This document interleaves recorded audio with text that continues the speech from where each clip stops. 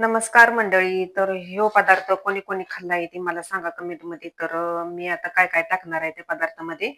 तर काळं मनुका येतं बघा, ह्याच्यात इथं गूळ आहे आणि इथं खडी साखर आहे बारीक करून घेतली. तर ती ही 3 पदार्थ येतं. तर इथं कलरचं पोहे येतं मस्तपैकी. तर आता थोडंसं गॅसवर असं मी कढई गरम करून भाजून घेतलं. तर आता खरपूस असं झाले ते. तर आता मिक्स करून घेते आता. तर आता हे सगळं आता याच्यात मिक्स करून घेते. तर खूप छान आणि टेस्टी आहे या. तर खडीसाखर, मनुकं आणि गूळ टाकला याच्यात आणि कलरचं पोहे येतं मस्तपैकी खरपूस असं भाजलेलं. कोणी कोणी खाल्लंय मला कमेंटमध्ये सांगा मस्त. आणि हे पदार्थ खाताना खूप छान आणि टेस्टी लागतो. तर खाता वेळी आपण बारीक बारीक ह्याच्यात केळाचं पीस जरी टाकलं तरी चालते ते.